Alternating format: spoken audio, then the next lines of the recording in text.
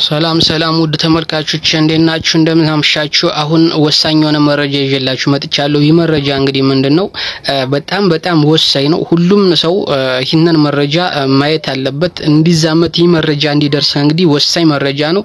የአማራን የፋኖን ውስጥ ያሉ ከፋኖ ውስጥ ያሉ ሰርገው የገቡትን ቅስማቸውን የሚሰብር መረጃ ነው። ስለዚህ ይህ መረጃ ለሁሉም እንዲዳረስ እንግዲህ ሼር አድርጉት። እንዲሁም ቻናሉ ተደራሽ እንዲሆን ሰብስክራይብ አድርጉ። ስለዚህ አሁን ወደ መረጃው ሲሄድላችሁ ይህ መረጃ ምንድነው ዛሬ ባህር ዳር ላይ እንግዲህ ከኢትዮጵያ ተሰብስበው እንግዲህ ከሁለት ሳምንት በፊት ስነግራችሁ የነበረ መረጃ ነው። ያ መረጃ እንግዲህ አሁን እውነት ሆኖ ወደ አምጥተውታል ማለት ነው። ስለዚህ ዛሬ ባህር ዳር ላይ ባምቦና ባዳማ ስልጠና ሲወስዱ የነበሩ የተለያዩ ወጣቶች በባህር ዳር ገብቷል። ስለዚህ ይሄንን ከሁለት ሳምንት በፊት አድርሻቸዋለሁ። የሚሰለጥኑና የተበተኑም ተከፋፍለው ነው የገቡ።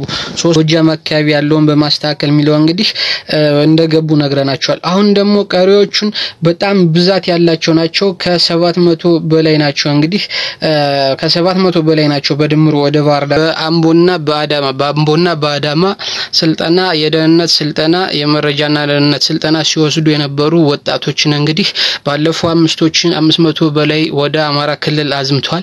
አሁን ደግሞ ከ700 በላይ የሚሆኑት ወደ አማራ ክልል ሄደው ባህር ዳር ገብተዋል ማለት ነው። ባህር ዳር የገቡት መቼ ነው? ዛሬ ማታና ቀን ነው።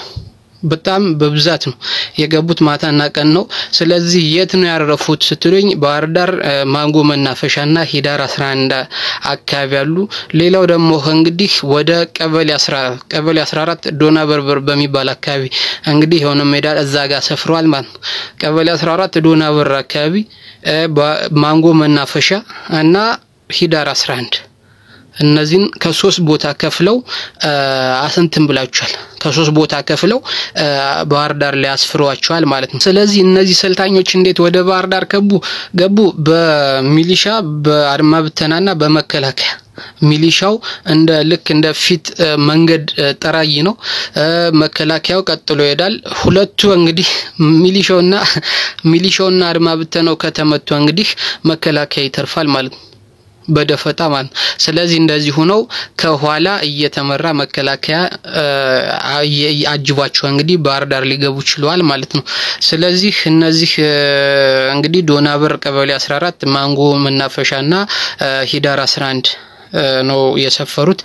የት ያራሉ ለሚሉት ደግሞ እንግዲህ እንደ ማደሪያ ለዛሬ ማደሪያቸው ባህር ዳር ዩኒቨርሲቲ ነው። ባህር ዳር ዩኒቨርሲቲ ፖሊቴክኒክ ግቢና ፔዳ ነው። ባህር ዳር ዩኒቨርሲቲ ፖሊና ፔዳ እንግዲህ የአንድ ክፍት የሆኑ ክላሶች አሉ፣ ዶርሚታሪዎች አሉ። ከነዛ ነው የሚያድሩት ለዛሬ ማለት ነው።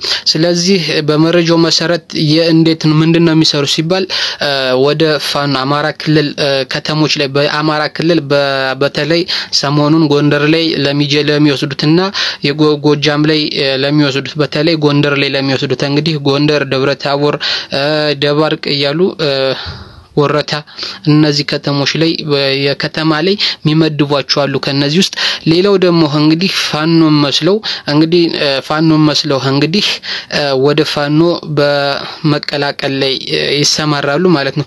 ፋኖ መስለው ፋኖን ይቀላቀላሉ።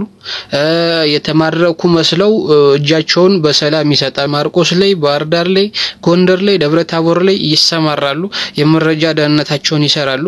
ስለዚህ እነዚህ የሚናበቡት ምንድነው ከቤተ መንግስት ከ4 ኪሎ ከጀነራሎችና ከመከላከያ ከግዳጁን ከሚመሩት ሻለቃዎችና ኮሎኔሎች ጋር ግንኙነት ይኖራቸዋል ማለት ነው። ምክንያቱም ፋኖ ጋር የሚቀላቀሉ አሉ፣ መከላከያው ጋር አብረው የሚዘምቱ አሉ፣ ሌላው ከተማ ውስጥ ደግሞ የሚያስሱ አሉ ማለት ነው። ስለዚህ ስራቸውን የሚፈጽሙ ለ3 ወር በላይ ሲሰለጥኑ የቆዩ የደህንነት ወጣቶች ናቸው እንግዲህ ዛሬ ባህር ዳር የገቡት።